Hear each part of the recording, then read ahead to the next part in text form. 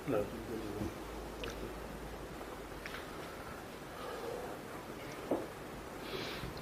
राम जय जय राम, श्री राम जय जय राम, श्री राम जय जय राम, जय जय रघुवीर समर्थ। वेद कांड त्रयात्मक आहे असं म्हटलं जातं. म्हणजे वेदांची 3 कांड आहेत. एक कर्मकांड, उपासनाकांड आणि ज्ञानकांड अशी 3 कांड आहेत. आणि वेदांचा आपल्या जीवनाशी थेट संबंध असल्यामुळे आपल्या जीवनाला ही 3 अंग असली पाहिजेत अशी त्यात अपेक्षा आहे. याचं जे कर्मकांड आहे ते कर्मकांड हे कालमानानुसार बदलत जातं, बदलत जावं अशी शास्त्राची अपेक्षा आहे, संतांची अपेक्षा आहे. कर्मकांडापेक्षा भक्तिकांड किंवा उपासनाकांड जास्त कलियुगासाठी अनुकूल आहे हे सांगताना एकनाथ महाराज सांगतात का मत्पर जो माझा भक्त, म्हणजे माझी भक्ती जो मतपरायण होऊन करतो त्या आश्रमनेम नाही. याचा अर्थ जुन्या काळची जी कर्मकांड होती ती वर्ण आणि आश्रम या दोन्ही धरून होती. त्या आश्रमनेम नाही. आणि असं जी माझी उपासना करतो मतपर असलेला माझा भक्त, त्याला कर्मकांडाची म्हणजे ह्या 2 गोष्टींची आवश्यकता नाही. म्हणजे वर्ण आणि आश्रम याला धरून असलेलं जीवन आहे, त्या जीवनावर आधारलेलं जे कर्मकांड आहे त्या कर्मकांडाची त्याला आवश्यकता नाही. ज्ञानेश्वरांच्या हरिपाठामध्ये योग याग विधी येड नवे सिद्धी वायाची उपाधी दंभधर्म, याचा अर्थ असा होतो की योग आणि याग म्हणजे यज्ञयागावर आधारलेलं जे कर्मकांड आहे ते सुद्धा चालू घडीशी युगाशी सुसंगत नाही असं ज्ञानेश्वर महाराज आपल्याला समजावून सांगतात. समर्थ सांगतात की कर्मकांड जर जसं यथासांग केला पाहिजे त्याला सांगोपांग म्हणतात. सांग आणि उपांग, अंग आणि उपांग हे दोन्ही सगळं जे कर्मकांड असतं ते करायला गेलं तर सहसा ते नीट होत नाही, धड होत नाही. अनेक अडचणी त्यात येतात, संकटात येतात आणि मग प्रत्यवाय घडतो. आणि प्रत्यवाय घडतो शब्दाचा अर्थ आहे की पुण्य लागण्याच्या ऐवजी पापच लागतं. असे हे सगळे कर्मकांडासंबंधित निर्णय जे आहेत सगळ्या संतांचे, ते निर्णय आपण विचारात घेतले तर कर्मकांडाची जुनी जी घडी आहे वर्ण आणि आश्रम यावर आधारलेली, यज्ञ यागावर आधारलेली, ती जुनी घडी आपल्याला सोडून द्यायची आवश्यकता आहे. आणि ती जुनी घडी सोडून झाल्यानंतर नवी जी घडी आहे, कर्म तर तुमच्या आमच्या जीवनाचा अंगच आहे, ते सोडून कधीच चालणार नाही, सोडता येणारच नाही. मग आता त्याची घडी जी आहे ती नवीन पद्धतीने बसवून घ्यायला पाहिजे. आणि नवीन पद्धतीने घडी बसवून घेतात ती शास्त्राला विरोधी असता कामा नये. म्हणून भगवद्गीतेत जे कर्मकांड आपल्या समोर आहे किंवा कर्मयोग आहे त्या कर्मयोगाचा संबंध कर्तव्याशी जास्त आहे आणि त्यात निष्कामतेशी जास्त आहे. 3रा अध्याय 4था अध्याय आपण जर व्यवस्थित पाहिला तर कर्म तर करायचं आहे, पण ते कर्म शास्त्राला धरून शब्दाचा अर्थ असा होतो की भगवंताच्या आज्ञेला धरून. इथे शास्त्र म्हणजे भगवंतच आहे, बाकी दुसरं कुठलंही शास्त्र नाही आहे. आणि असं शास्त्राला धरून ते कर्म केलं आणि निरपेक्ष बुद्धीने केलं तर ते कर्म जे आहे त्या कर्माचं जे फळ आहे चित्तशुद्धीचं ते फळ आपल्याला मिळतं. म्हणून आपण एक नवीन घडी बसवून घेतली. नवीन म्हणजे नुसती मांडणी नवीन आहे, प्रत्यक्षामध्ये सगळे जे त्यातले तत्व आहेत किंवा त्यातले प्रत्यक्ष तपशील आहे तो आपला जुनाच आहे. मग त्या दृष्टीने आपण देहकर्म नावाची एक गोष्ट पाहिली. आणि देहकर्मानंतर आपण आता पुढचं जे कर्म आहे कर्तव्य कर्म, त्या कर्तव्य कर्माकडे हळूहळू जाऊया. आणि कर्तव्य कर्माकडे जाताना किती प्रकारची कर्तव्य आपल्या वाट्याला आलेले असतात तितक्या प्रकारचे धर्मशास्त्रात सांगितले. उदाहरणार्थ पित्याने पुत्रासंबंधी जे पार पाडायचं कर्तव्य असतं त्याला पितृधर्म असं म्हणतात. पित्याने पुत्रासंबंधी पार पाडायचं जे कर्म किंवा कर्तव्य त्याला पितृधर्म असं म्हणतात. मग पितृधर्म, मातृधर्म, भ्रातृधर्म, गुरुधर्म, शिष्यधर्म, वैद्यधर्म, रुग्णधर्म असे कितीतरी धर्म जे आहेत ते आपल्या व्यवसायाला धरून किंवा आपल्या कामाला धरून ते निरनिराळ्या प्रकाराने आपल्याला त्याची अशी मांडणी करता येते. आणि जी सगळी कर्तव्य आहेत ही सगळी कर्तव्य ही निष्काम असावीत हा आता मुख्य मुद्द्याची गोष्ट आहे की आपली कर्तव्य आपल्याला केली पाहिजे, जशी करायला पाहिजे तशीच केली पाहिजे, पण ती अत्यंत निष्काम असली पाहिजे, त्यातून परतीची कोणती अपेक्षा ठेवता कामा नये. हे अतिशय अवघड गोष्ट असते, फार अवघड गोष्ट ही आहे की माझे कर्तव्य तर मी करायची खरी. आता उदाहरणार्थ एक पितृधर्म म्हणूया, पित्याआधी पुत्रासंबंधी पार पाडायचा धर्म. थोडं रिलेव्हन्स हल्ली पुष्कळ वाढला या गोष्टीचा, म्हणून त्याचा जास्त विचार करायचा की पित्याने पुत्रासंबंधी त्याचा जो धर्म आहे तो उत्तम रीतीने पार पाडायचा, कर्तव्य उत्तम रीतीने पार पाडायचं, पण पुन्हा त्याने माझ्याविषयी जे कर्तव्य ते पार पाडलं पाहिजे अशी अपेक्षा ठेवायची नाही. फार अवघड गोष्ट आहे. नंतर पांग फेडण्याची भाषा आपली असते.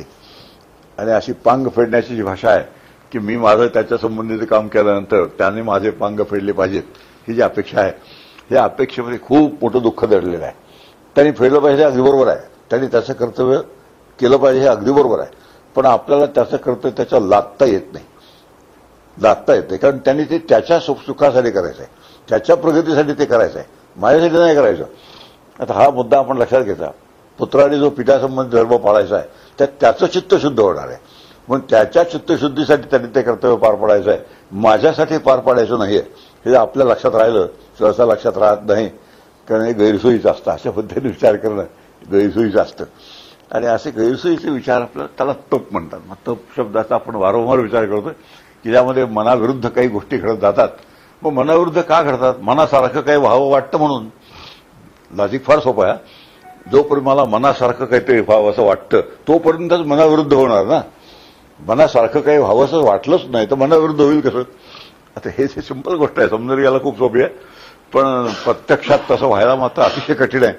आणि आता कर्मयोगामध्ये हा विचार आपल्यासमोर आहे की कर्तव्य ज्याला म्हणतात ते आपण आपलं जे कर्तव्य आहे चोख पार पाडायचं, पण त्याने ते कर्तव्य पार पाडलंच पाहिजे असा हट्ट जो असतो आपला. आणि मग तो त्याने केलं नाही तर आपला जो त्याचा त्रास होतो तो त्रास आपल्या जीवनामध्ये आपला पराभव करतो. आपली काही वाक्य फार छान असतात. सगळ्यांच्या तोंडात केव्हा ना केव्हा तरी वाक्य येतात की ज्याच्यासाठी हाडाची काढ केली, रक्ताचं पाणी केलं, जीवाचं. आता सगळं तुम्हाला माहीत कसं काय? त्यातलं मी काहीच न म्हणता हे शब्द तुम्हाला माहीत कसे झाले?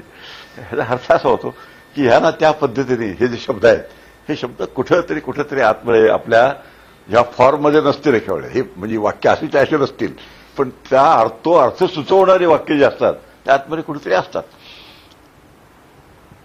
की नयनाच्या निरांजनाने त्याला मी ओवाळलं. काय काव्यमय भाषा बरं का. डोळ्याची जी निरांजन आहेत त्या डोळ्याच्या निरांजनाने त्याला मी ओवाळलं. पण असं तुम्ही डोळ्याच्या निरांजनाने त्याला ओवाळल्यानंतर त्यांनी निरंजन विझवायचं काम केलं. तर आता हे कसं आहे की निगेटिव्ह विचार असं म्हणतील बरं का लोक, म्हणजे हा नकारात्मक विचार आहे.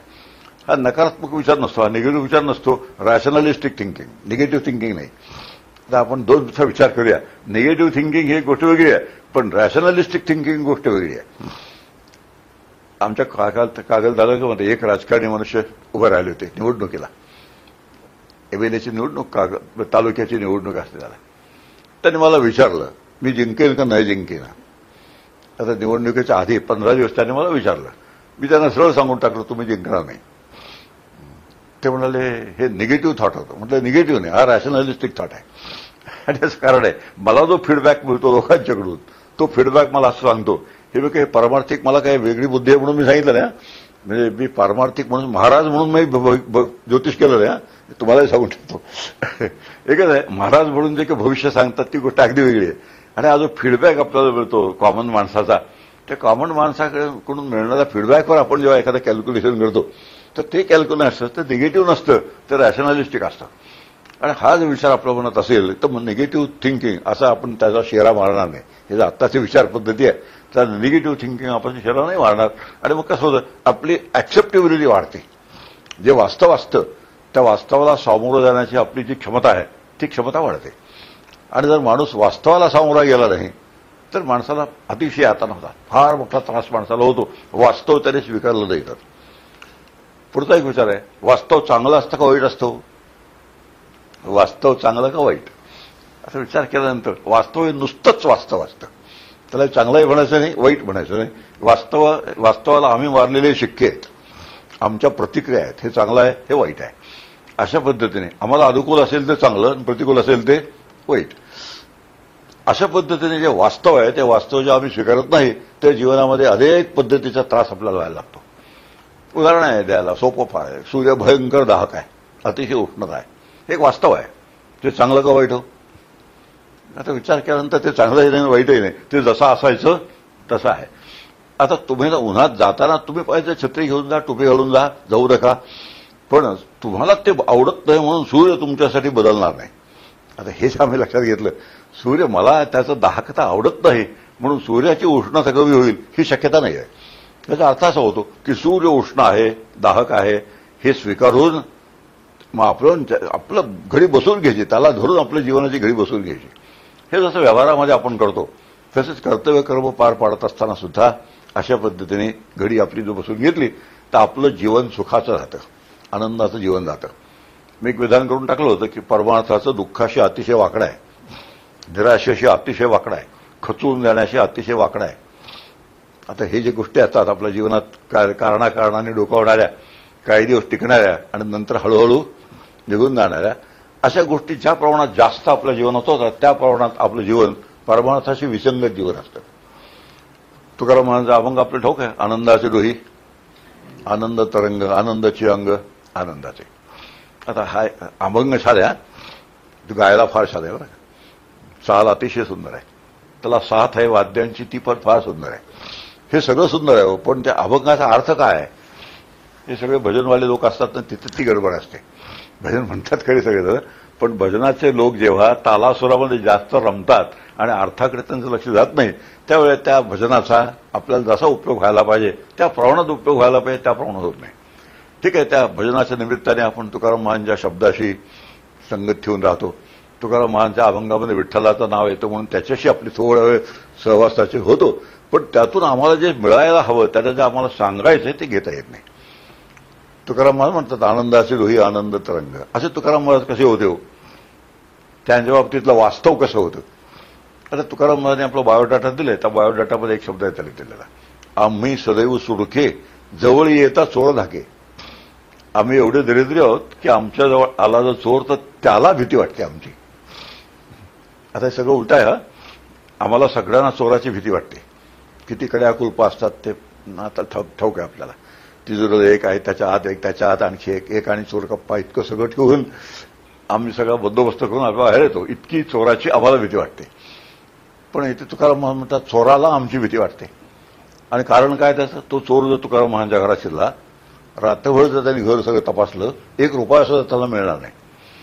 आणि अशा चोराला असं वाटतं की असेच ते गिऱ्हाईक रात्रभर मला मिळाली तर माझं कसं होणार, म्हणून चोर त्यांना भीतो. आता असे तुकाराम महाराज म्हणतात आनंदाचे डोही आनंद तरंग. हे फार आता मूळ विषय येतो तो चाललाय की अतिशय दरिद्री असलेले तुकाराम महाराज म्हणतात आनंदाचे डोही आनंद तरंग, आनंदाची अंग आनंदाचे. आणि आपल्याजवळ सर्व काही असून काय पगार आहे, शिल्लक आहे, काय एफडीज आहेत, शेअर्स आहेत, अमुक आहे, डिबेंचर्स आहे, काय काय वाटेल ते आहे. रोज संध्याकाळी अर्धा तास त्याच्यावर बसून काय जे चालतं शेअर्सच्या संदर्भामध्ये त्याचं ते उत्पन्न आहे. इतकं सगळं असून तुकाराम महाराजांचा जो अभंग आहे आनंदाचे डोही आनंद तरंग, आनंदाचे अंग, आम्हाला काय येत नाही. आता हा विचार जो आहे हा विचार परमार्थाच्या मुळाशी असलेला हा विचार आहे. आणि जोपर्यंत परमार्थाच्या मुळाशी असलेला विचार आम्हाला समजत नाही, आम्ही लक्षात घेत नाही, तोपर्यंत परमार्थाचं उद्दिष्टच आम्हाला कळलेलं नसतं. आणि उद्दिष्ट कळल्यानंतर जो परमार्थ होतो किंवा त्यासंबंधी जी साधना होते ती एकदम वेगळी असते. तुकाराम म्हणतात हे जग जे आहे हे आनंदाने भरलेलं आहे. आनंदाची डोही, डोह आहे. डोह शब्दाचा अर्थ आपला आहे नदीच्या मध्ये एखादं खोल पाणी असलं की त्याला डोहा असं म्हणतात. हे जग डोहासारखं आहे असं म्हणतात ते. त्या डोहामध्ये मी आहे, मी पोहतोय त्या डोहामध्ये. जगाचा जो डोहा आहे, जगरूप जो डोहा आहे, दृष्टांत आहे तो, त्यामध्ये मी पोहतोय. आनंदाचे डोही आनंद तरंग. आता ह्या जगाच्या जे माझ्यावर क्रिया होत आहेत, जग माझ्याशी ज्या पद्धतीने बघताय ते जे तरंग आहेत त्या डोहातले तेही आनंदाचेच आहेत. आता इथेच आमचा जे प्रश्न येतो ते आमचा हाच प्रश्न येतो की जगाने माझ्याशी चांगलं वागलं, जग माझ्याशी चांगलं वागलं तर आपलं सुख टिकेल, आणि जग नाही माझ्याशी चांगलं वागलं, चांगलं म्हणजे मला हवं तसं.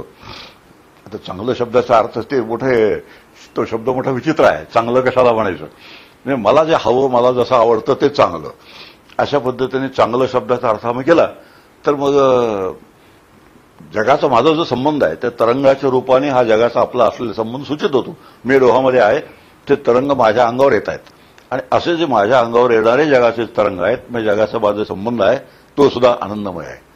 आनंदाची अंग आनंद असेल. आणि आज असला तो मी जो आहे तो मी सुद्धा सांग माझ्या स्वतःच्या शरीरासह माझ्या सगळं काय आतमध्ये जे जे काय आहे त्याच्यासह आनंदरूप आहे.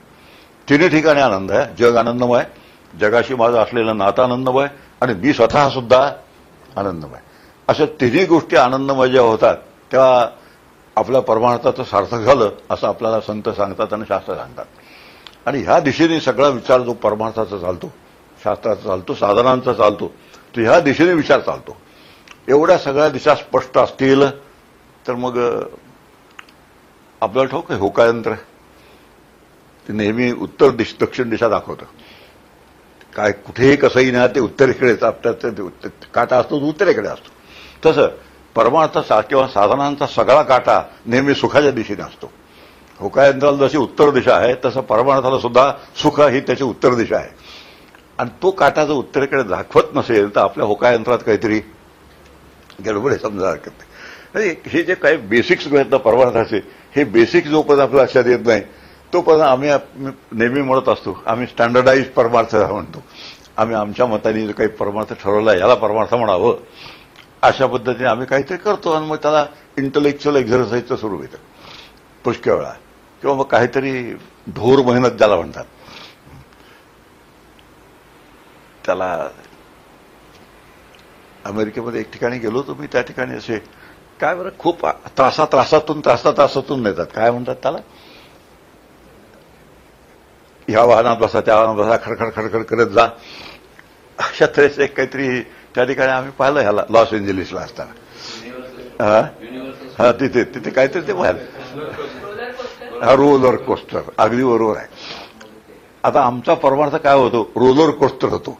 रोलर कोस्टर शब्दाचा अर्थ असा आहे, हा त्रास घे तो त्रास घे, इकडे जा तिकडे धडका मार, इकडे धडका मार, अशा पद्धतीने रोलर कोस्टर परमार्थ होतो.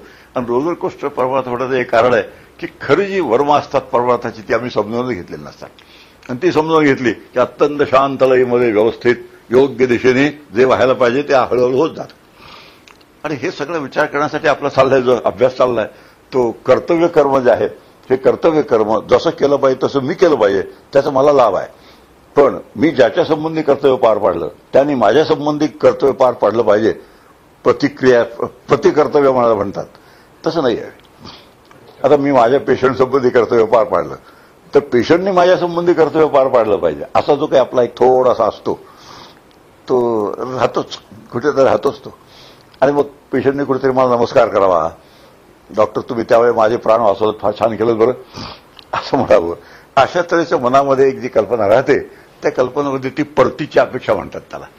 आणि अशी परतीची अपेक्षा जिथे असते, काही वेळेला आपल्या हातून काही गडबडी झाल्या असतात पेशंटच्या, तो पेशंट लांबून दिसला तरी मी असं इकडून जात असे, तो आठवण करून देईल मला, तुम्ही माझ्या बाबतीत त्यावेळी बरोबर केलं नाही डॉक्टर. आता ते त्रासच आहे आणि तो नको असतो आणि हा स्तुती हवी असते. याचा अर्थ असा, चांगलं काय दोन्हीतलं, जे स्तुती असते ती चांगली आणि माझं माप जर त्यांनी पदरात घातलं तर माप पदरात घातली की वाईट. असे जे जगाचं आपला संबंध आहे, आनंदाचे डोही आनंद तरंग, आनंदाची अंग आनंदाचे, ही जी काय तुकाराम महाराजांच्या सांगण्याची धाटणी आहे ती धाटणी आम्ही लक्षात घेतली तर ते कर्तव्य कर्म हे नेहमी अपेक्षा रहितच असलं पाहिजे. आणि कर्तव्यात आपण किती पाहिजे, पुत्रधर्म, त्याला नाव आता पुत्रधर्म शब्दाचा अर्थ पित्याने पुत्रासंबंधी, वैद्य धर्म आहे, शिक्षक धर्म आहे, सगळे जे धर्म आहेत त्या धर्माचा सगळा संबंध कर्तव्याशी जोडून दिलेला आहे. उदर भरणं हे जाणीते यज्ञ कर्म. आता उदरण भरणं हे कर्तव्य आहे का यज्ञ आहे का गरज आहे असं विचार केल्यानंतर तिन्ही आहे. गरजही आहे, कर्तव्य आहे, कारण गरज पूर्ण करायची असेल तर कर्तव्य पार पाडलं पाहिजे. आणि म्हटलं तर धर्मही आहे, कारण तिथे अग्नी बसलेला आहे. उपासनेचं रूपांतर करता येतं, त्या जेवणाचं रूपांतर उपासनेत करता येतं. अशा पद्धतीने आम्ही विचार करत गेलो तर कर्तव्य कर्म हे निष्काम असलं पाहिजे हे समजायला काय फारसा वेळ लागत नाही. म्हणून जेवढी कर्तव्य माझी असतात तेवढी सगळी कर्तव्य पार जशी पाडायला पाहिजे तशी पाडली तर त्यात माझा लाभ आहे, म्हणजे माझं चित्त शुद्ध होणार आहे. आणि माझ्या संबंधी कर्तव्य ज्यांनी पार पाडायला पाहिजे त्यांनी जर नाही पार पाडली तर त्यांची चित्तशुद्धी होणार नाही. मग त्यांच्या चित्तशुद्धी त्यांनी साठी हवं तर त्यांनी करावं, हवं तर करू नये. मात्र हे काय की त्याचं कर्तव्य त्याला सांगण्याचं काम आपलं असतं. त्याचं कर्तव्य काय आहे हे त्याला सांगायचं काम आपलं आहे. कुठपर्यंत सांगायचं, तो माझा शर्ट घालत नाही तोपर्यंत. अच्छा, ती एक मजेशीर गोष्ट आहे. काय वेळा असं असतं, मुलाला जेव्हा वडिलांचे शर्ट यायला लागतात तेव्हा समजायचं की आता याला सांगायचं काही कारण नाही, याला सांगायसारखं काय आता राहिलं नाही. आता अशा पद्धतीने विचार आहे. पूर्वी बुटांची भाषा होती, चपलांची भाषा होती, आता आपण शर्टांची भाषा करूया. मग ह्याचा अर्थ असा होतो, एक प्राप्ती तू 16 वर्षे, आपलं जुनं सूत्र आहे, पुत्र मित्र वदा शर्येत. आता ह्या पद्धतीचा त्या वेळेपर्यंत त्याला जे संस्कार करायला पाहिजे ते संस्कार आपण करायचे. ते संस्कार त्याने उचलले रामकृष्ण हरी, नाही उचलले इथेच गडबड आहे. उचलले तरी रामकृष्ण हरी, नाही उचलले तर रामकृष्ण हरी. माझं मी काम केलेलं आहे, संस्कार करण्याचं काम मी केलेलं आहे. आणि संस्कार करणं हे कर्तव्य आहे. आणि संस्कार करणं शब्दाचा अर्थ संस्काराचं सेशन नसतं एखादं. आता एक 15 मिनिटं संस्काराचा तास, अशा पद्धतीने संस्काराचा तास नसतो. आईवडील जे मुलांवर संस्कार करतात ते संस्कार त्यांच्या दिवसभराच्या जीवनात त्या मुलांना मिळत असतात. ते ज्या पद्धतीने वागतात, ज्या पद्धतीने जगतात, त्या पद्धतीचे संस्कार जे आहेत ते संस्कार त्यांच्यावर होत असतात. म्हणून संस्काराचा तास नसतो. रविवारी आमच्याकडे संस्कार वर्ग असतो. आता अशा पद्धतीने संस्कार वर्ग जो आहे ठीक आहे, एका हद्दीपर्यंत ठीक आहे, 15 वर्षापर्यंत 16 वर्षापर्यंत संस्कार वर्ग घ्यावा. पण त्याच्या पलीकडे जे आहे ते संस्कार होण्याची शक्यता नसते. एक आपण मनातल्या मनात स्वीकारायचं, मनातल्या मनात ते सगळं स्वीकारायचं आणि मनातल्या मनात स्वीकारून जे येईल त्याला सामोरं जायचं. आणि सामोरं जाताना आनंदाने सामोरं जायचं आणि खरंच आनंदाने सामोरं जायचं. खरंच काय सांगायचं, आपल्याला ते ठाऊक आहे सगळे की आपल्यासारखे आत जे नाही ते बाहेर आहे दाखवण्यात पटाईत असलेल्या प्राण्याला माणूस असं म्हणतात. तर माणसाची काही लक्षणं आहेत बरं का. आत जे नाही ते बाहेर आहे असं दाखवायचं जी क्षमता असते ती क्षमता माणसामध्ये भरपूर आहे. म्हणून वास्तविक आतमध्ये सुखाची स्थिती नसताना सुद्धा आपण हसतमुखाने जेव्हा एखादी गोष्ट करतो त्यावेळेस समजा हरकत नाही की आपला खरं आतून बिघडलेला आहे. आणि परमार्थामध्ये एक गोष्ट फार लक्षात ठेवायची आहे की कोण मला काय म्हणतं त्याच्यावर माझा परमार्थ अजिबात अवलंबून नाही. You need not prove yourself to anybody. आणि हेच आपल्याला लक्षात येत नाही. आणि परमार्थात सुद्धा आपण स्वतःला कोणाला तरी प्रूव्ह करायला जातो. मग आम्ही इतकं नाम घेतो, इतके आम्ही ग्रंथ वाचतो, इतक्या तीर्थयात्रा केल्या, इतके आम्ही प्रवचन ऐकली. गावात प्रवचन आलं की मी एक सुद्धा सोडत नाही. बरं तुम्हाला काय वाटलं, आता तुम्हाला काय वाटलं, तुला काय त्याच मिळालं हा प्रश्न, मला काय वाटलं याचा काय संबंध आहे. पण अशा पद्धतीने जे प्रूव्हिंग युअरसेल्फ असं जे असतं त्या प्रूव्हिंग युअरसेल्फमध्ये फार आपली एनर्जी खर्च होऊन जाते. आणि मग एखादा उलट उत्तर देतो आपल्याला, माहिती आहे तूच करतोस असं नाही, आम्ही तुझ्यापेक्षा कितीतरी पटीने जास्त केले. असं काहीतरी ऐकायला आलं की मग त्याला ती स्पारिंग मॅच म्हणतात तशी सुरू होते. आणि असं जेव्हा सुरू होतं त्या परमार्थाचा काय होत असेल याचा विचार करूया. मूळ मुद्दा जो आहे तो परमार्थ आपण ज्याला म्हणतो मग त्याचा काय होतं अशा परिस्थितीमध्ये. म्हणून कर्तव्य कर्म जे आहे कर्तव्य कर्म निष्काम असलं पाहिजे. विविध कर्तव्य कितीतरी कर्तव्य आहेत आणि ही सगळी कर्तव्यांची एक मालिका आपल्या तुमच्या आमच्या जीवनामध्ये प्रत्येकाच्या मागे लागलेली आहे. आणि ती मागे लागलेली जी आहे ती व्यवस्थित आपल्या क्षमतेचा जास्तीत जास्त वापर करून पुंडलिकाची कथा आपण ऐकली. त्यांनी वडिलांसंबंधी कर्तव्य पार पाडल्याचा परिणाम काय झाला, विठ्ठल साक्षात त्यांच्या घरी आले, दारात उभे राहिले.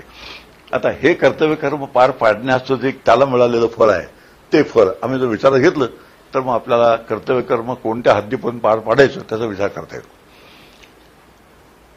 एक वाक्य सांगतो, भारतातलं वाक्य आहे बरं का, सिंगापुरातलं नव्हे. ह्या घरात बर बेलं तरी कोणाला त्याचं काही नाही.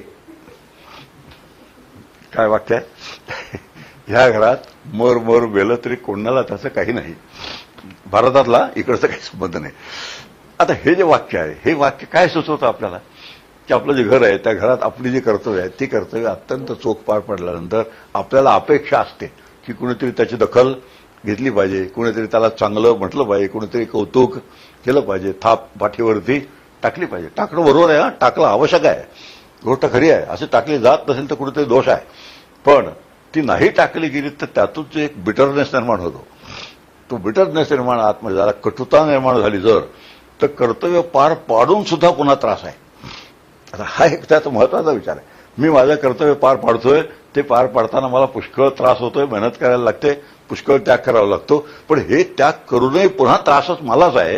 म्हणजे कर्तव्याचा त्रास केव्हा होतो, कर्तव्यातून दुःख केव्हा निर्माण होतं, कर्तव्याचा क्षीण केव्हा होतो की ज्या वेळेला आपण त्या कर्तव्य पार पाडल्याबद्दल आपल्याला काहीतरी मिळालं पाहिजे परतीचं, ही जी आपण कल्पना करतो त्या कर्तव्य पार पाडूनच्या पाडून पुन्हा त्रास, हे मोठा विरोधाभास आहे.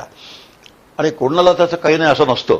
आता इथेच ईश्वराचा संबंध असतो की जे मी कर्तव्य माझं पार पाडलेलं असतं त्याला त्याचं असतं काहीतरी, तो जो बसलेला आहे ते त्याला त्याचं कर्तव्याचं असतं, तिथे जे नोंद आहे आणि त्या नोंदीनुसार आपल्याला त्याचं जे फळ मिळायचं ते फळ मिळणार आहे. हे उपासनेचा हा भाग आहे. आपण उपासनाचा जेव्हा विचार करू त्यावेळेला हा त्याचा एक मोठा भाग आहे की ईश्वर त्याची नोंद घेणार आहे. हे आतमध्ये जर आपल्याला दिलासा वाटत असेल, आतमध्ये आधार वाटत असेल, खात्री वाटत असेल, तर मग कर्तव्य पार पाडून सुद्धा त्रास होतो आणि घरामध्ये जी कटुता निर्माण होते ती कटुता निर्माणाचं थांबेल. आणि कटुता असलेलं जीवन हे दुःखाचं जीवन आहे आणि कटुता नसलेलं जीवन कर्तव्य पार पाडल्याचं समाधानाचं जे जीवन आहे ते समाधानाचं जीवन सुखकर आहे आणि कटुतेचं जीवन जे आहे ते दुःखकर आहे. आणि होकायंत्राची दिशा कोणती असावी तर की ते उत्तरेकडे जसं ते असतं तसे आमचं सगळं जीवनाची दिशाच मग सुखाकडे असावी. आणि सुखाकडची दिशा आपल्याला सांभाळता यावी यासाठी शास्त्र आपल्याला खूप मार्गदर्शन करतं.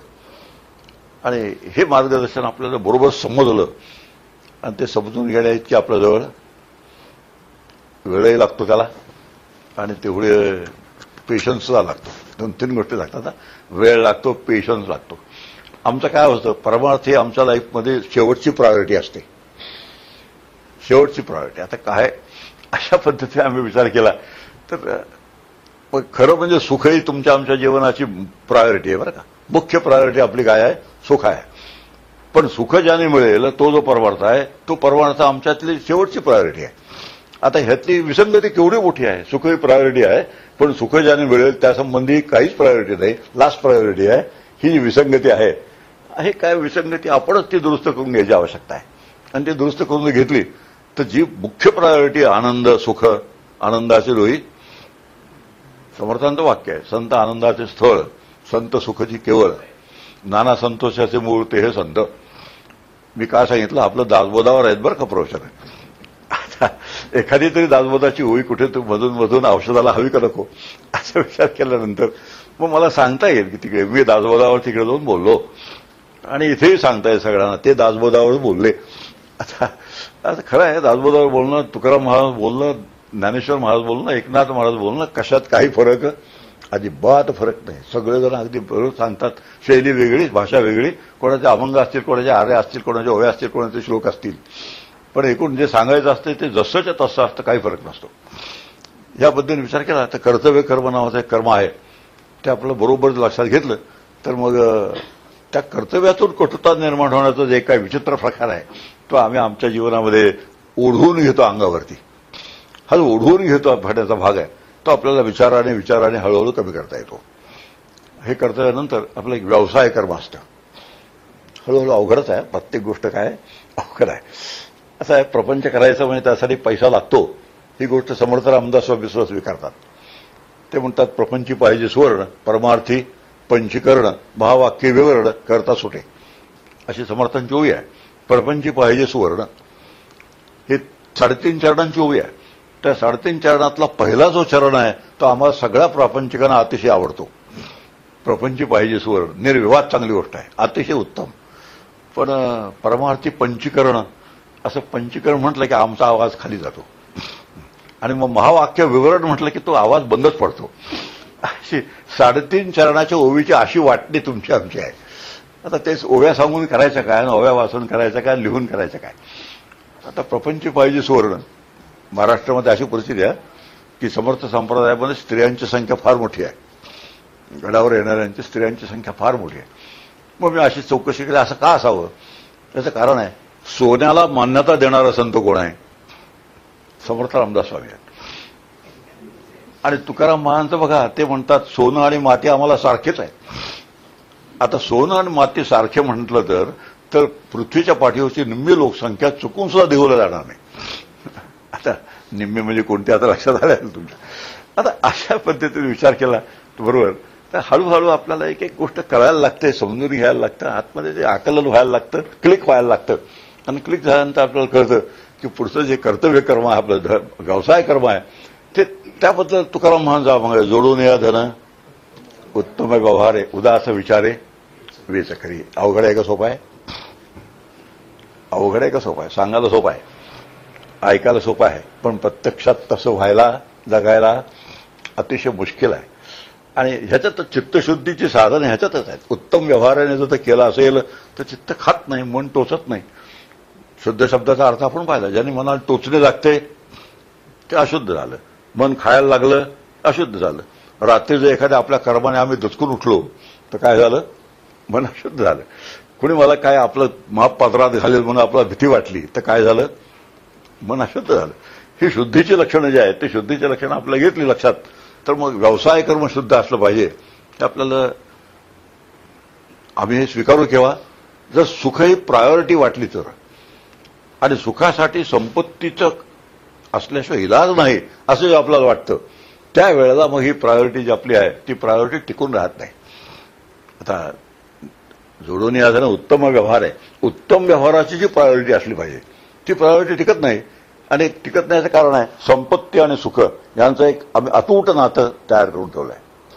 आणि असं अतूट नातं आहे, त्यामध्ये एक लॉजिक असतं, जेवढी सुखाची साधनं जास्त तितकं सुख जास्त, असं एक मोठं एक लॉजिक आहे. आणि लॉजिक आम्ही विचारात घेतलं तर सुखाची रेलचेल साधनांची असून सुद्धा दुःख भोगणाऱ्यांची संख्या फार मोठी आहे. या जगामध्ये दुःख भोगणाऱ्यांची मोठी संख्या आहे. मी नेहमी परवा एक अंबानी बंधूंचं उदाहरण सांगितलंय, कारण तो मल्टी बिलिनियर ट्रिलिनियर काय म्हणायचं असेल तर म्हणा, इतकी अमाप संपत्ती दोन भावांजवळ आहे, पण दोघं भाऊ एकमेकाबद्दल जे त्यांच्या मनात द्वेष आहे, एकमेकाबद्दल सूड आहे, एकमेकाबद्दल मत्सर आहे, हेवे दावे आहेत, या सगळ्यातून जे त्यांना दुःख मिळतं ते त्या पैसा सगळंच मिळतं. पैसा अमाप आहे आणि हे जे दुःख आहे ते दुःखही अमाप आहे. या पद्धतीने विचार केला तर केवळ सुखाची साधनं जास्त आहेत म्हणून तो सुखी असतो अशा तऱ्हेचा विचार आमच्या मनात असेल, असं इक्वेशन जर कुठे आपल्या मनात असेल ते इक्वेशन पूर्ण चुकीचं आहे हे लक्षात द्यायला वेळ लागत नाही. सुखासाठी सुखाची साधनं लागतात ती गोष्ट खरी आहे, पण ती जेवढी जास्त तितकं सुख जास्त हे खरं नाही आहे. एक जण मटका किंग माझ्याकडे आला होता पेशंट म्हणून. आता इकडे काय म्हणतात मला माहित नाही त्याला, मटका म्हणजे जुगार खेळण्याचा एक प्रकार. तो आला होता माझ्याकडे पेशंट म्हणून आला होता, दुसरे बाहेर कुठून दुसरे शेवटी आला होता इथे. तर त्यांनी मन मोकळं केलं त्यांनी माझ्याजवळ. ऑफ गार्ड होता तो त्या दिवशी.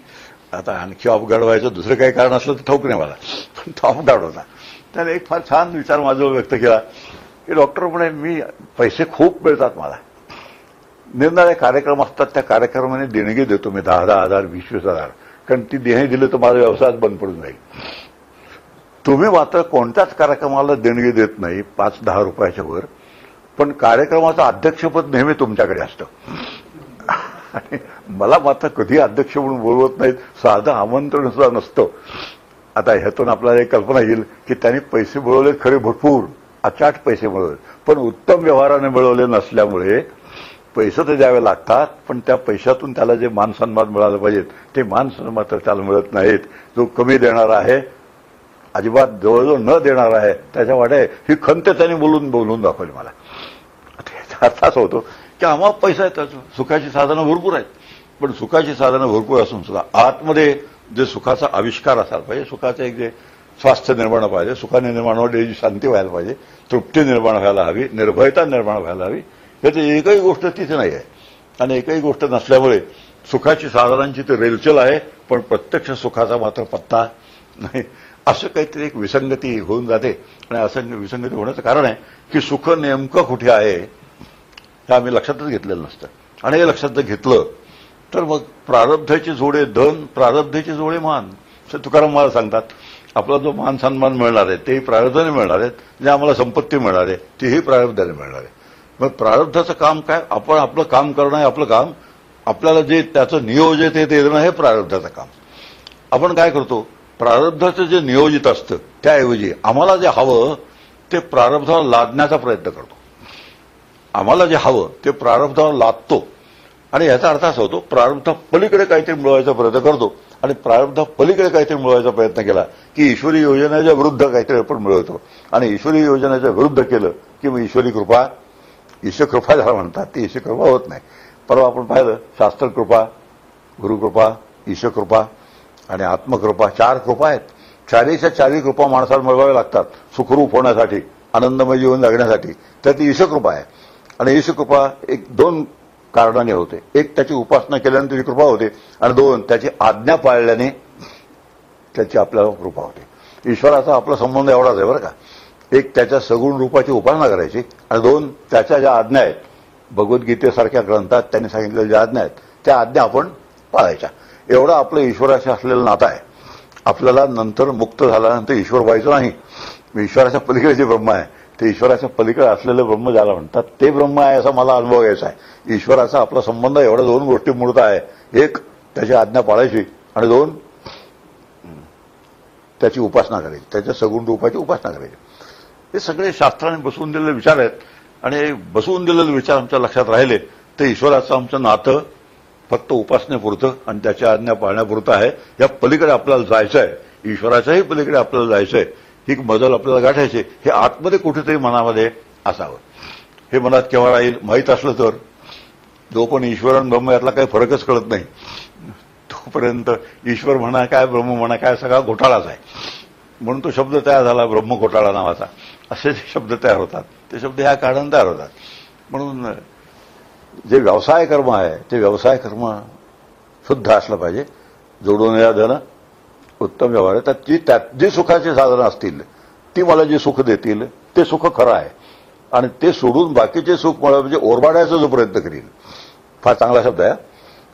खूप जण असं सुख ओरबाडून घ्यायचा प्रयत्न करतात. आणि ओरबाडून घेतलेलं सुख हे नेहमी माणसाला त्रासदायक आहे. जेव्हा जेव्हा आम्ही सुख ओरबाडून घेतो तेव्हा ते एक तर नीतीला धरून तरी नसतं, न्यायाला धरून नसतं, कायद्यालाही धरून नसतं. असा विचार केला तर जे न्यायाला धरून नाही, नीतीला धरून नाही, कायद्याला धरून नाही, असं जेव्हा आम्ही ओरबाडायला जातो, चोरी काय आहे? चोरी ओरबाडणंच आहे.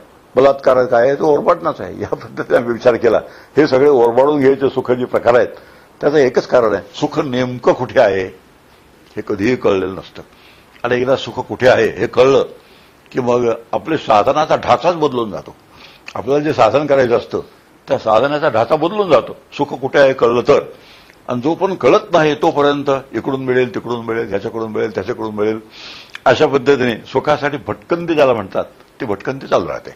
आणि ती भटकंती आयुष्याच्या शेवटपर्यंत कधीही संपत नाही, कारण तो परसूटच आहे.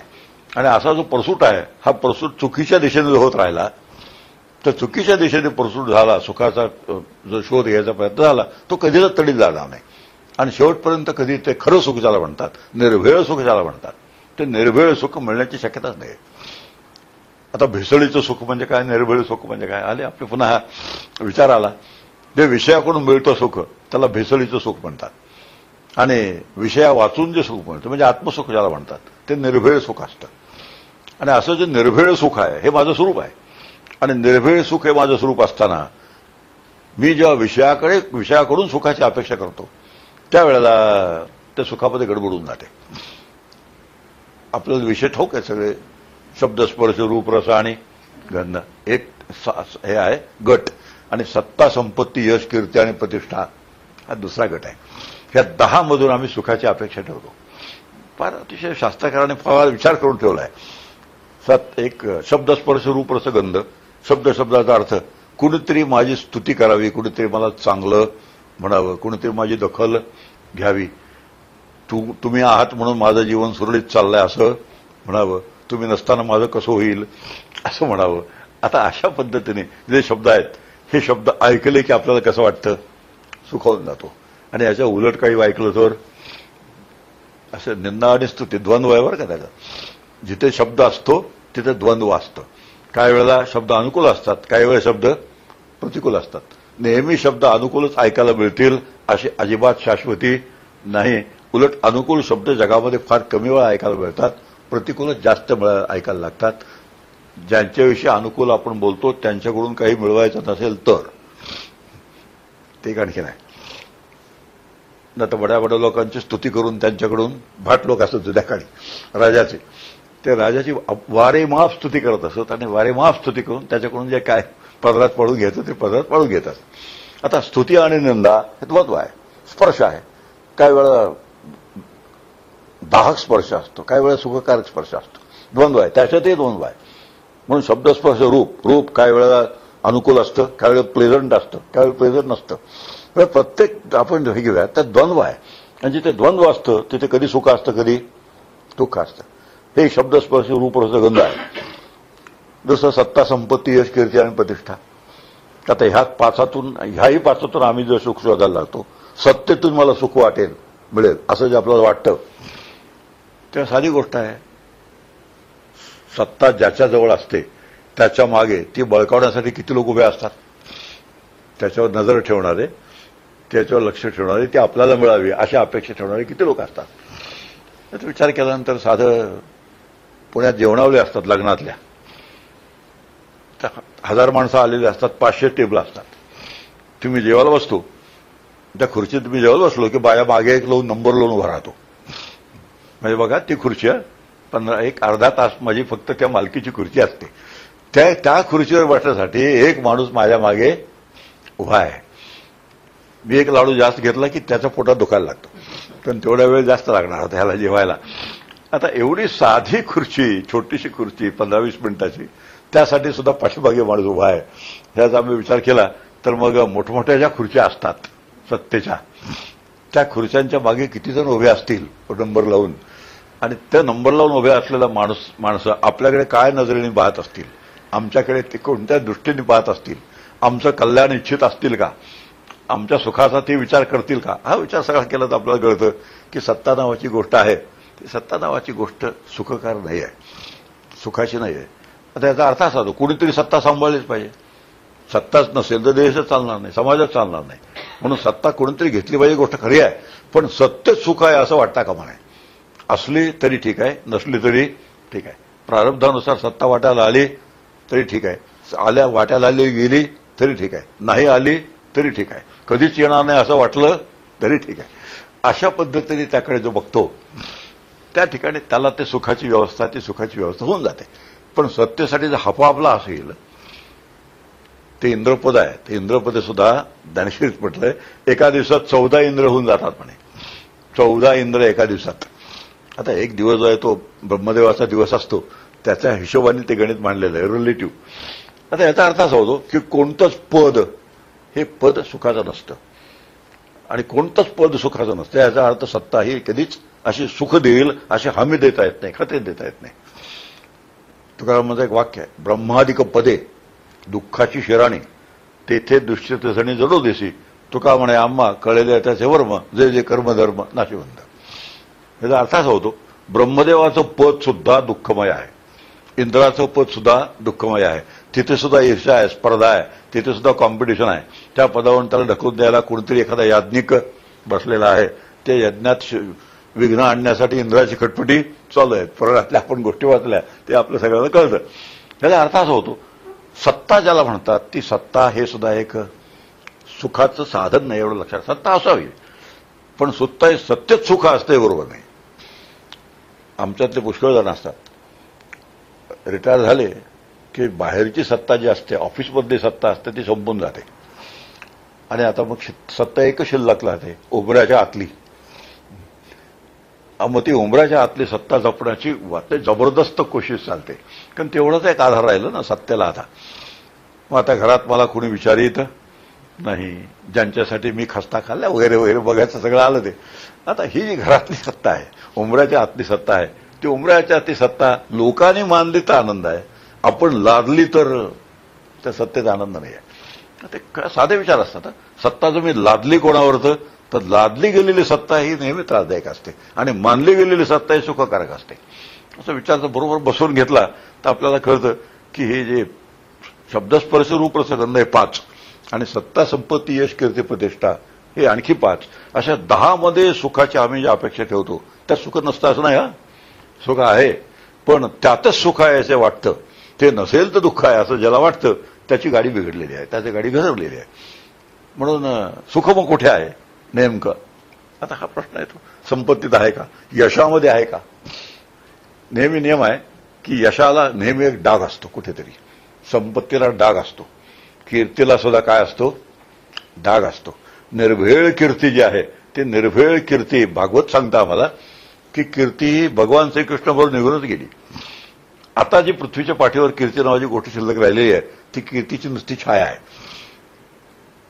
कीर्ती नावाची गोष्ट सांगतात, आपण सगळ्यांना वाटतं बरं का कीर्ती असावी, पेपरमध्ये आपलं नाव यावं, टीव्हीवर केव्हा तरी आपली छबी दिसावी, कुणीतरी आपलं नाव आपापसात चर्चा करावी, आपल्याला चांगलं म्हणावं, अशा तऱ्हेची. अच्छा, चांगलं म्हणू नये असं नाही, पेपरमध्ये नाव येऊ नये असं नाही, टीव्हीमध्ये छबी दिसू नये असं नाही, पण त्यात सुख आहे वाटणं हे सुख आहे.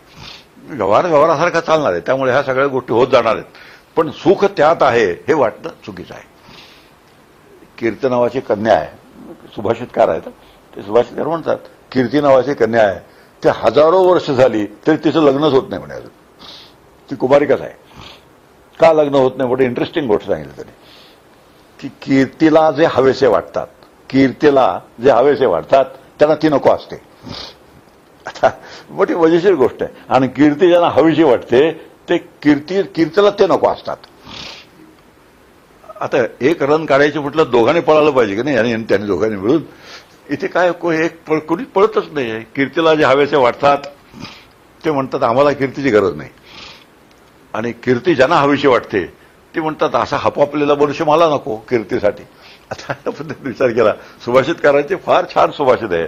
आणि याचा एक आपल्याला निर्णय निघतो की कीर्तीत सुख असतं, गोष्ट खरी आहे, पण कीर्तीतच सुख असतं ही गोष्ट बरोबर नाही. आणि तिथे द्वंद्वयपणा, कीर्तीबरोबर सत्कीर्तीबरोबर अपकीर्ती सुद्धा असते. आणि अपकीर्ती काही वेळेला सकारात्मक असते, काही वेळेला कोणाच्या तरी द्वेषातून निर्माण झालेली असते, कोणाच्या तरी मत्सरातून निर्माण झालेली असते. आणि असं जेव्हा असतं तर कीर्तीला डाग लागून जातो. आणि असं डागाळलेली कुठलीही गोष्ट सुखकारक नसते. सत्ता असू दे, संपत्ती असू दे, यश असू दे, प्रतिष्ठा असू दे, कोणतीही गोष्ट डागाळलेली असेल ती सुखकारक नसते. हा विचार केल्यानंतर आपल्याला चांगलं कळतं की या प्रत्येकात सुख आहे, गोष्ट खरी आहे, त्यातलं सुख आपल्याला प्रारब्धानुसार मिळतं हे खरं आहे, पण त्यातच सुख आहे हे मात्र खरं नाही. पण एवढा अतिशय व्यवस्थित विचार केला, बॅलन्स झाला म्हणतात. अतिशय बॅलन्स विचार असतो परमार्थामध्ये. एकही एकांगी विचार, टोकाचा विचार किंवा अतिरेकी विचार झाला म्हणतात. तर अतिरेकी विचार अजिबात परमार्थामध्ये जराही शास्त्रकारांना संतांना मंजूर नाही. आम्ही सगळ्यात लक्षात घेतलं तर आपल्याला कळतं मग सुख आहे कुठे. स्वतंत्र विषय आहे, फार सुंदर विषय आहे तो. ज्ञानेश्वरीमध्ये त्याचं उत्तर आहे किंवा समर्थाने उत्तर दिलं. तैसा हृदयामध्ये मी रामू, असता सर्व सुखाचा आरामू, की भ्रांतासी कामू विषयावरी.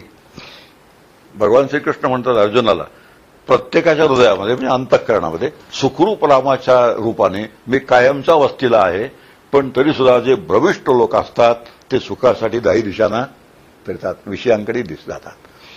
समर्थांचे सांडून राम आनंद घन, जो केली विषय चिंतन त्या कैसे समाधान लोलंगतासी, असा प्रश्न समर्थाने विचारलाय. आता दोघं तेच म्हणताय ना, त्यांची फक्त भाषा वेगळी आहे, शैली वेगळी आहे. यांची भाषा आहे, शैली वेगळी आहे. उलट काय आहे, दोन्ही हे ओव्या एकमेकाला कॉम्प्लिमेंटरी आहेत. ज्याचा विचार ज्ञानेश्वरांनी केला नाही त्याचा विचार समर्थाने केलाय, आणि समर्थाने ज्याचा विचार केला नाही त्याचा विचार ज्ञानेश्वरांनी केलाय. त्यामुळे दोघात मुळे आमचं काम होतं की नाही. आता हे संत वाङ्मय वाचताना फार महत्वाची गोष्ट आहे. सगळ्या संतांमुळे माझं काम झालं पाहिजे ही महत्वाची गोष्ट आहे. मग तुकाराम श्रेष्ठ का ज्ञानेश्वर श्रेष्ठ का एकनाथ महाराज श्रेष्ठ हा विचार आमच्या दृष्टीने काडी इतका किमतीचा नाही. तिघांनी मिळून माझं काम करून दिलं पाहिजे. आता ही जी दृष्टी आहे ही दृष्टी परमार्थात अतिशय महत्वाची आहे. तिघं मिळून माझं काम करायला त्यासाठी त्यांची योजना आहे, आणि ते म्हणतात आमची योजना त्यासाठीच आहे असं ते ऍक्सेप्ट करतात. आता हे तरी सुद्धा आता संतांचं वचन आपणासारखे करीती तात्काळ नाही काळ वेळत यायला लागी. याचा अर्थ असा होतो संतांना आम्ही त्यांच्यासारखे व्हावे अशी घाई झालेली असते. आमच्या आपणासारखे करीती तात्काळ, त्यासाठी सगळ्या रचना आहेत. अभंग त्यासाठी आहेत की आम्ही तुकाराम महाराजांसारखं व्हावं. ओव्या त्यासाठी आहेत एकनाथ महाराजांच्या, आम्ही त्यांच्यासारखं व्हावं. भगवंताचे श्लोक त्यासाठी आहेत की आम्ही त्यांच्यासारखे व्हावं. आणि हा विचार जर लक्षात घेतला तर त्यांच्यासाठी आम्ही व्हावं यासाठी सगळं वाङ्मय आहे. मग आम्ही त्या दृष्टीने तिकडे का पाहू नये. आणि त्या दृष्टीने जर पाहिलं तर सिधी चारी मिळून आम्हाला प्रत्येक गोष्टीचं आकलन चांगलं होतं. आमच्या कल्पना अस्पष्ट असतील तर स्पष्ट होऊन जातात, आणि जितक्या कल्पना स्पष्ट, ज्याला क्लॅरिटी ऑफ थॉट म्हणतात, क्लॅरिटी ऑफ कन्सेप्ट, फार छान शब्द आहे तो. कन्सेप्च्युअल क्लॅरिटी ही व्यवहारात सुद्धा अत्यंत आवश्यक असते, पण व्यवहारापेक्षा परमार्थात जास्त आवश्यक आहे. याचं कारण आहे व्यवहारात जर एखादं नुकसान झालं तर भरून निघू शकतं, पण परमार्थात जर नुकसान झालं तर भरून ठेवायला आपल्याला सवड मिळत नाही. भरून ठेवायला सवड मिळत नाही, गेलेला वेळ फुकट परत मिळत नाही. आता हा विचार जर ठेवला तर कन्सेप्टची क्लॅरिटी परमार्थात जास्त आवश्यक आहे, व्यवहारात आहेच प्रश्नच नाही. आणि हे सगळे विचार करून आपले जे साधनेची धाचा आहे, साधनेची बैठक आहे. आपण एक परवा शब्द वापरला होता इन्फ्रास्ट्रक्चर, हा चांगला शब्द आहे. तर इन्फ्रास्ट्रक्चर जर बरोबर बसलेलं असेल तर वरची जी सोहम साधना आहे म्हणा, ध्यान साधना आहे, जी अशी जी साधना आहे त्या साधनाला यश येतं. आणि या सगळ्या वाचून जी आम्ही अशी साधना केलेली असते, सोहमसारखी साधना किंवा तत्वमेश्वरसारखा उपदेश श्री गुरूंकडून ऐकलेला, हे जे काही वरचे एकदम वरचे भाग आहेत त्या भागाला पायाविणं भिंत तातडीची, पायाला बरोबर नसेल त्याच्यावर भिंत उभारलेली भिंत असते ती केव्हा ढासळून पडेल सांगता येत नाही. म्हणून आपला विचार चाललाय की व्यवसाय कर्म कथे करायची कथा केव्हा तरी मूलपदावर आली पाहिजे आणि मग ती कथे करायची कथा आणि ते आपलं व्यवसाय कर्म चांगलं व्यवस्थित असावं, जसं असायला पाहिजे तसं असावं, कर्तव्य कर्म असायला पाहिजे तसं असावं, धर्मकर्म आहे. परवा त्याचा विचार झाला, स्नान सध्या वैश्वदेव वगैरे वगैरे, आणि ते यथास्थिक केलं, शास्त्रशुद्ध केलं तर ठीक आहे, आणि नाही केलं तर प्रत्यवाय लागतो. आता आपण मग असे म्हणालो तर चूक झाली, जराशी चूक झाली तरी सुद्धा समर्थात म्हणतात वेदमंत्रांचा उच्चार करताना जरा इकडचं तिकडे झालं तर वेळ लागेपर्यंत पाळी येते. म्हणजे मंत्रोच्चार नीट न करणाऱ्याला वेळ लागेपर्यंत पाळी येते. आता संस्कृत जुन्या काळचं संस्कृत, वैदिक संस्कृत, त्यातले ते उच्चार आज आम्हाला मराठी धड बोलायला येत नाही. आमची परिस्थिती अशी झालेली आहे. त्याला कोणी हिंग्लिश बोलतो. हिंग्लिश शब्द महाराष्ट्रात आहे बरं का, हिंदी प्लस इंग्लिश. आता अशा पद्धतीचे आमचं हे झाल्यानंतर काय आमचं जीवन सगळं बदलून गेलेलं आहे. त्यामुळे संस्कृत उच्चार जसे पाहिजे तसे होणं ते आता शक्य नाही आहे.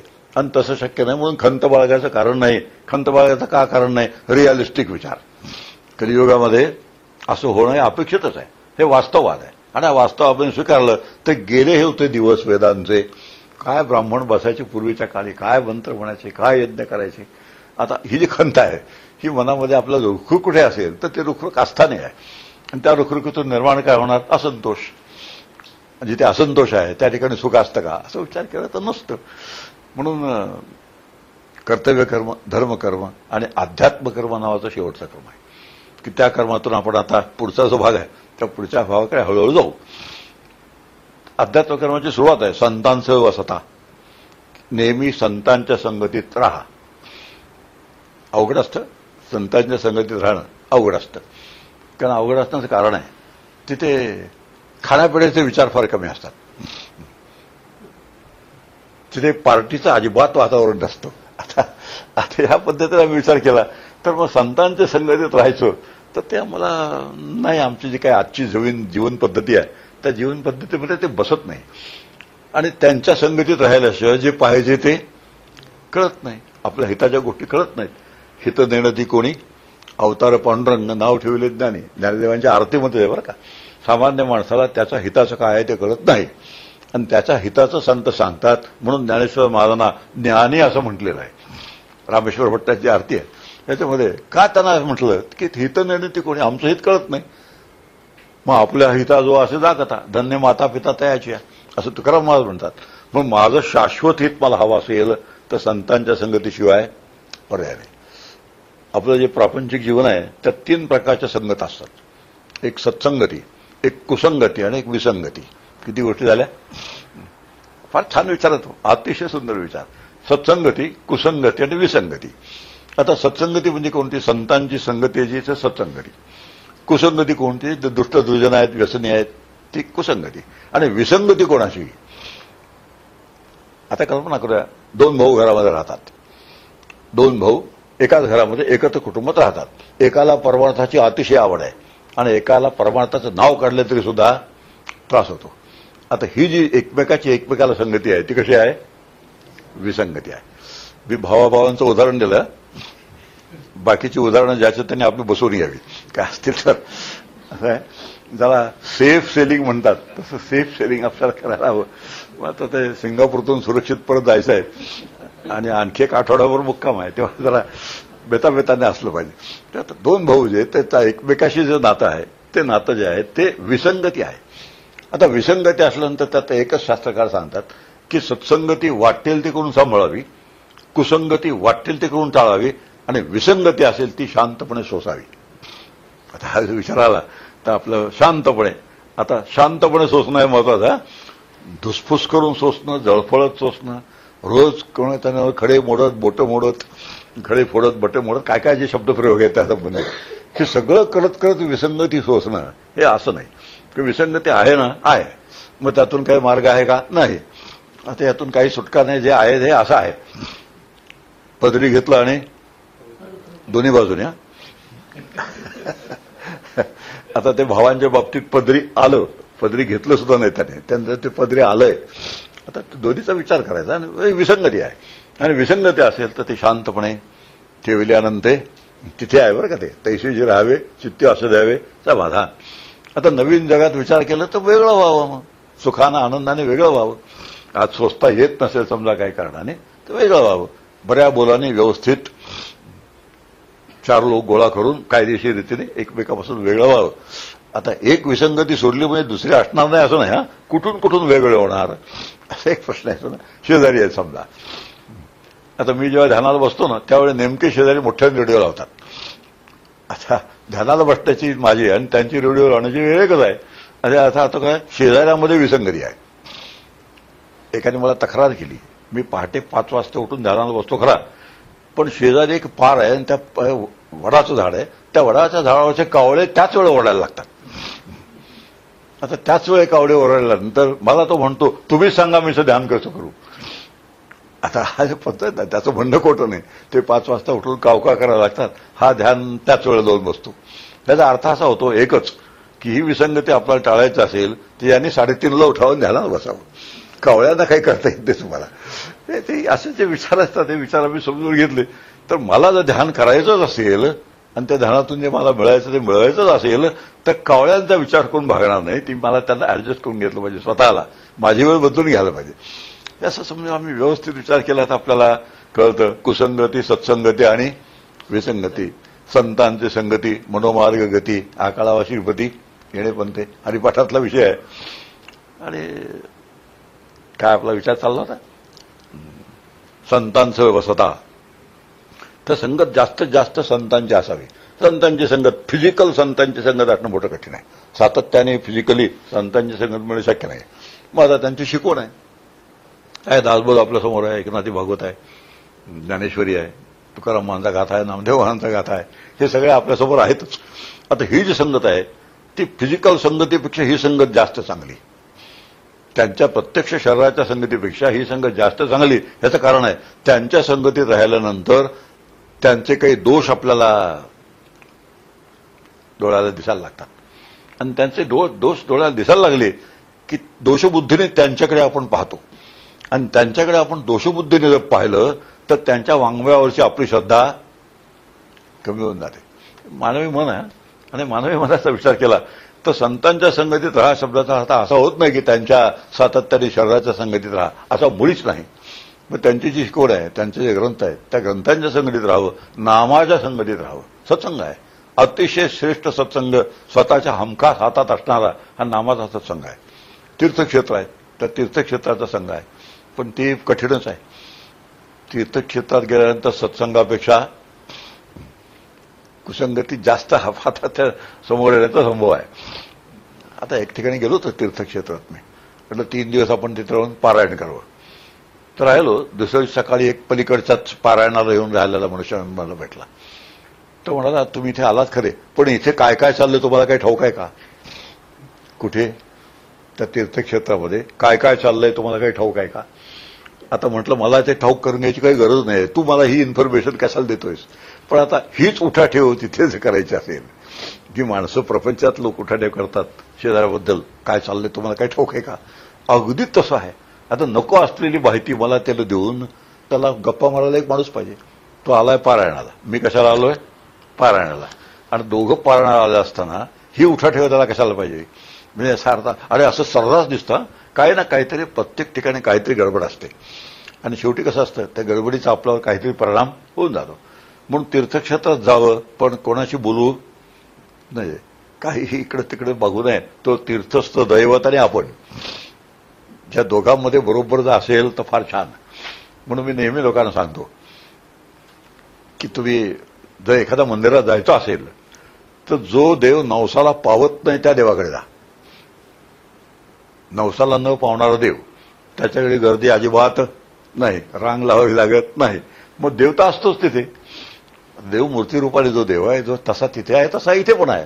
पण एक नवसाला पावतो अशी कीर्ती झाल्यामुळे तिकडे झुंबड असते लोकांची. तिकडे झुंबड असते तिथे विसंगती असते, कुसंगती असते, सगळं तिथे आहे. म्हणून नवसाला न पावणारा, एक बाजूच्या कोपऱ्यात कुठेतरी असणारा, कुणी जिकडे बघत नाही, पूजा सुद्धा धड होत नाही, असं जे मंदिर असतं, असा जो देव असतो तो देव फार चांगला. कशाला? सत्संगतीला अतिशय चांगला तो देव. आणि प्रत्येक गावात असं एखादं तरी मंदिर असतंच, कोणी विचारत नाही तिकडे. पण असं आहे, कुणी न विचारणार देवळात जर मी गेलो तर मला कोण विचारील? पुढच्या आमच्यासमोर मोठे प्रश्न असतात. आता मला कोण विचारेल हा प्रश्न आला की तिथे आला अप्रिसिएशनची वेळ आली, दुसऱ्याकडून दखल घेतली जाण्याची अपेक्षा आली. या विचार किती छान विचार, क्लिअर, एकदम क्लिअर थिंकिंग असतं. आणि जितकं थिंकिंग क्लिअर जास्त त्या प्रमाणात आपलं सोपं जातं, प्रत्येक गोष्ट सोपी जाते. म्हणून संतांचं व्यवस्था, योगज्ञानी पैसता, गुरुचरण उपासिता, वैराग्यसी, येडीची गा सत्वरमय, अविद्या असे काही विरमय. आता पुढचा जो भाग आहे तो उद्या बोलूया. हरिओम तत्सत.